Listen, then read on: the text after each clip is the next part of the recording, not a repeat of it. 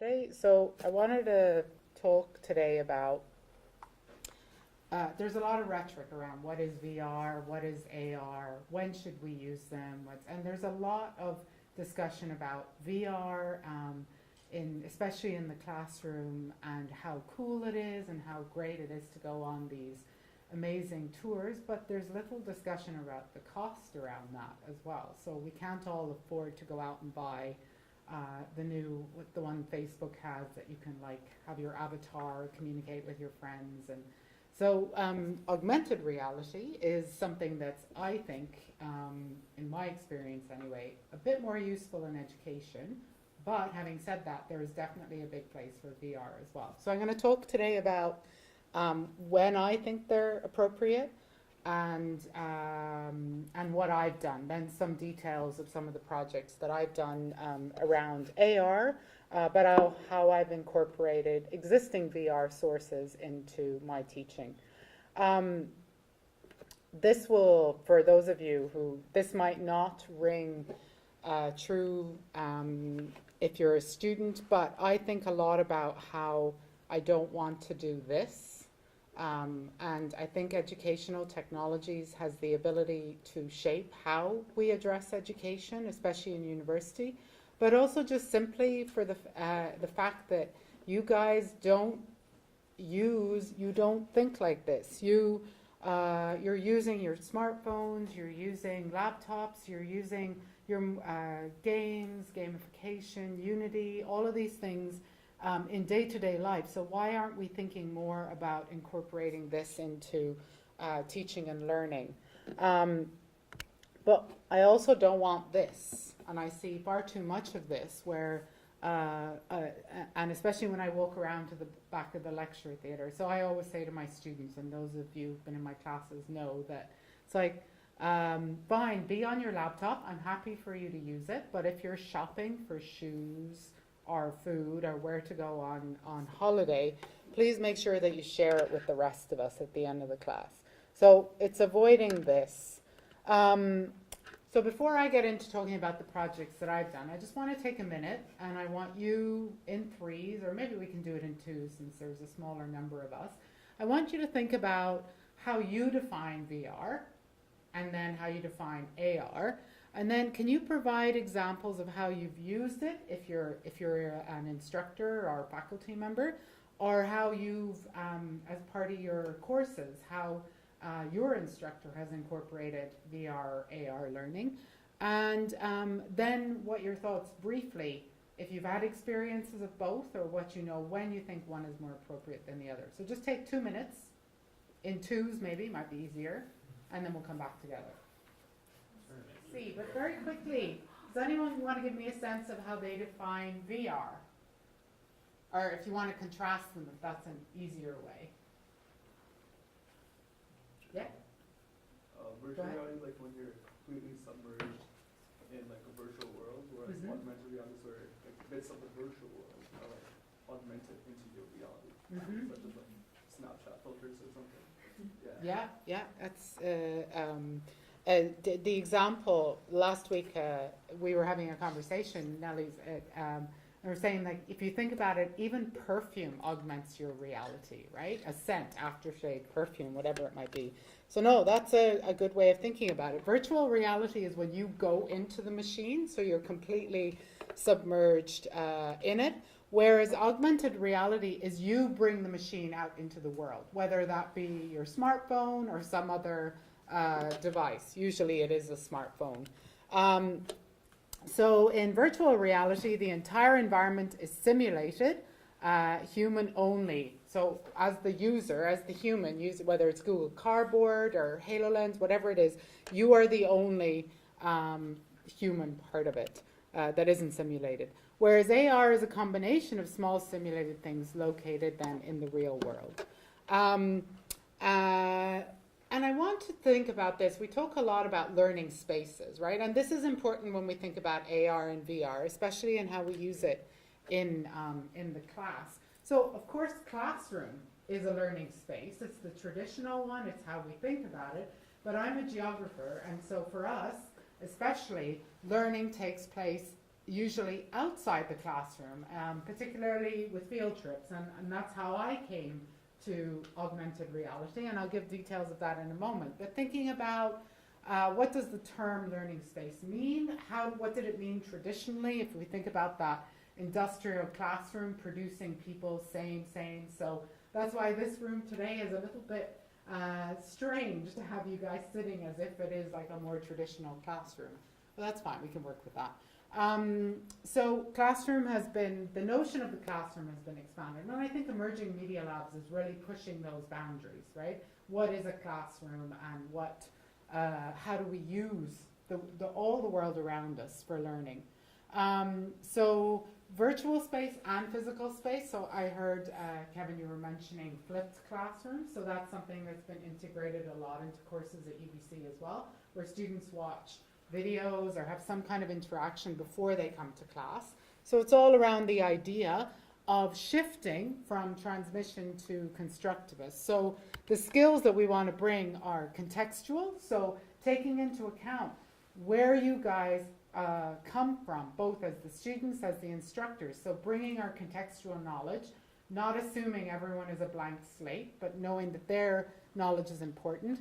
Very importantly then, social, using discussion, using interaction, but also active. And this is where educational technologies, and specifically VR and AR for me, are really fundamental in that second point there, active learning, getting students to be owning their own sense of having ownership over their learning. So, as I mentioned, I came to AR through a desire to bring field experiences to, especially my first year geography students. So we're dealing with large classrooms and want to show them the downtown east side, other parts of Vancouver. In fact, some of my colleagues working with Emerging Media Labs have created virtual tours. So our drive is to bring students outside of the traditional learning space of the classroom. So experiential learning, ability of a student to make connections between different concepts, so between what you're learning in the class and then the connections out to the real world as we think about it, beyond the walls of the academy. So applying that knowledge. And also it's part of UBC's mandate, experiential learning places learn by doing.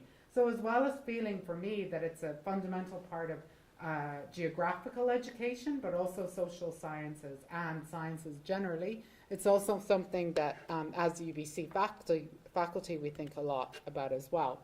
So I'm going to briefly touch on 4 projects, or 4, if you like, ways that I think about AR and VR. So the first I'm going to spend a bit more time, because this is my oldest and has been around now for 4 years. So it's a downtown east side walking tour.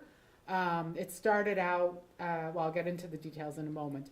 Then I'm going to talk about how I've started to incorporate virtual reality into my first year courses. Then I'm going to talk to you a little bit about 2 other projects that are using the same platform, the Motive platform that's housed within EML now, to create digital stories and taking augmented reality to a step further beyond audio, which is how the Downtown East Side walking tour started. So I piloted it with my first year in the autumn term in 2014. I recorded 23 different points, MP3 points, that I then housed on Connect. Students had to download those either onto their smartphone or an iPod or whatever they were using, and I gave them a Google map, and they had to follow the map and go out. When they reached the spot, they had to press play on the MP3 file. It was fine. They enjoyed it. The feedback I got was positive, but it just seemed a very convoluted way of doing it. And it removed them from the context. As they were walking along, they would have to stop, look at their map, and, heaven help if it was raining, the map would disintegrate. So I wanted to make it so they were part of the environment, part of the downtown area, without having to think about it. So here This is what, thank God we're moving to Canvas. But this is Connect. These were all the files. This was the map I created on Google Map, and I gave them a printout of it. They also could download that onto their phones, but obviously you can imagine it was easier to have a printout. So I started looking around for how I could make this at a low cost or no cost to students and a low cost for me, how to immerse them further. So a key outcome of the first year project was a streamlined experience using GPS coordinates. The geospatial awareness of the experiences. So these were all part of the original pilot, but again, using those as important. And bringing it back to research, of course, this is acknowledging that we already Google Maps, that all of these applications exist, and it's just how to further incorporate them into adding an educational layer to the use of GPS, the use of maps. So I became aware of a small startup in Vancouver, Motive, and they were running a beta of their platform, which allows for geo-aware experiences. So games, storytelling, various different kinds of experiences that operate on your location, your geospatial location. So here are some images from the beta one. So now the students would download the app. For the first year it was in beta, so they would have to, we would send them a link that only they could use. You can see built into it, then we were able to build in some quizzes and some additional information, as well as the audio. Some of these images, archival images, because it's a historical walking tour, would pop up. That's me. But when you see that, I try to be incognito there. But this is down by the entrance to Chinatown. Just you can see on the phone. So that's what the app looks like. The little blue dot is where you are. So that's now, this come September, it will be its 4th year using the Motive platform. So after the first pilot year and then the second year, I did some research with my students over those 2 years just to get a sense of, like, is this worth it? Are you enjoying this? So 250 students, surveys, followed by students who volunteered for a focus group. The preference, I should say that I then also had a guided tour to the Musqueam Cultural Centre in order to compare the two. So we went as a large group to the Musqueam Centre, which is just beyond, at the edge of UBC campus. And I asked them which they preferred. 89% of them preferred the walking tour. And how easy did they find it? 85% found it very easy to use. And then some of the more qualitative reflections. What did they most enjoy? The independence of it. Then also getting to know the city. And this is my absolute favorite quote. This makes it all worthwhile, what I do. So this is an international student. Since I came to Vancouver, I've never been to a place other than the shopping mall. So it was a good experience to walk around the city. Most of my international students had not even been to beyond, say, Granville and Georgia Street in downtown. So that makes it all worthwhile. Using the technology, they liked the way that they could re-listen to the audio files. I'm sure many of you have been on guided tours and you don't quite hear what the person says and you're like, I've missed it. Now it's a free app that's available for anybody. And those are the links. And if you'd like to try it, if you haven't already, it's a fun experience. I think so, but I'm biased, of course. So the second thing I wanted to talk about are virtual tours. So in one of my classes in my Geog 122, which is another first year class, is on urban global cities around the world. And I could take an interesting perspective of comparing Vancouver and Dubai and thinking about them as actually being more similar than different. But how not all of my students, in fact most, have never been to Dubai, and you can put up images on a flat screen and that it looks sensational, but what if you could actually take students there? So at the back there, we were talking about Google Cardboard, and I'll just very quickly show you. This is the website that I use, which is it's just Dubai 360, and it's free. They made it all free, which is the advantage to petroleum money, I guess. And here, this is an image of the main street, Sheikh Zayed Road, going through the center of Dubai. And what happens then is you can click on any of the points and it will take you there. And once you have your smartphone in the Google Cardboard, there's a little icon that you can click on and you are in a 360 world. So you're looking around, you can look up and down, and indeed you can also go into the buildings as well. So inside the shopping malls, inside some of the larger buildings. So I started using that this year, so after 4 years of just showing images, maps, my own personal photographs, because I've done a lot of research in Dubai, showing these to the students, I decided instead to, in pairs, to get them to use Google Cardboard. And I asked them to compare the cities around these 4 points. So obviously, these two we would have covered in the lecture prior, so talking about what are some of the features of globalization in terms of economic, social, environmental, because it's around sustainability as well. And then what are, and then links to globalization. So how cities around the world are actually have a lot more in common, global cities, than they are different. So the built environment distinguishing. So after even having just 15 minutes of the Google Cardboard, my students wanted to take the Google Cardboards home with them. They really enjoyed this experience. There were students in the class that I'd never heard speak who had an opinion. So for me, as a pilot, it was very successful. So I am going to incorporate more the use. I'm actually going to remove the eye clickers, because $60 for something like that to me is crazy when you can use Mentimeter, Top Hat, and others. And ask my students instead to spend $10 or $15 on purchasing a Google Cardboard. So 2 new and exciting projects that I'm doing this summer. One is under a 3D learning project that is, I don't actually know who funds this. It's a little bit ambiguous, but I don't ask where the money comes from.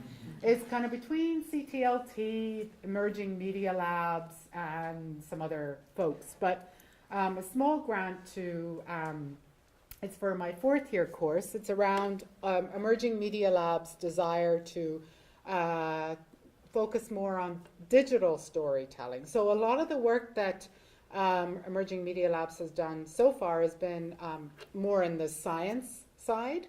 We do have the geography virtual tours of Stanley Park and the Sea to Sky. We have my walking tour, but there's more desire for some from the social sciences. So digital storytelling. So I just thought I like this short personal multimedia tales told from the heart.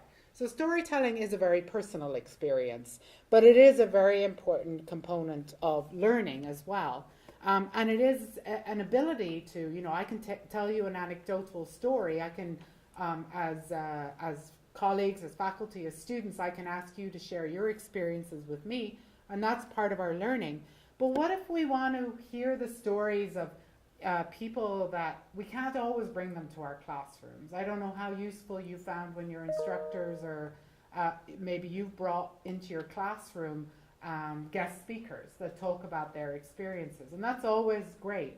So I wanted to bring the stories of Syrian refugees who've arrived in Vancouver in the last 2 to 3 years, about their journey leaving their homes in Syria and then ultimately arriving in Vancouver.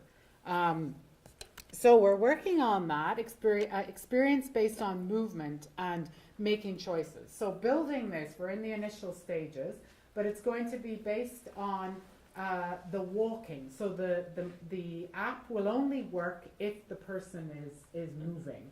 So that my 4th years are going to love this. It won't, if you're standing still, it won't work. So it's the idea that a lot of refugees, whether they be Syrian refugees or from other parts, the Rohingyas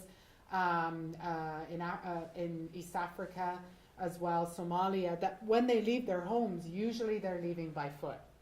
And also then how we're going to draw the player or the listener into it is they're going to have to make choices, and I put it in inverted commas because sometimes it's not even a choice, but it's what is the least evil of the two decisions. How will I safely get out? So a story from A, from their home in Syria, to B in Vancouver, but what choices were made along the way? And that's going to immerse our listeners. And this is for my 4th year seminar, which is Geographies of the Middle East. Finally then, my colleague Catherine Lyon in sociology and I, we got a TLEF in April to take the walking tour idea further and incorporate more AR experience beyond just audio. So audio is a very important part of augmented reality, and that's hence why this will, for the digital stories, it's really the central piece. But here we're also going to, again, it's focused on first years.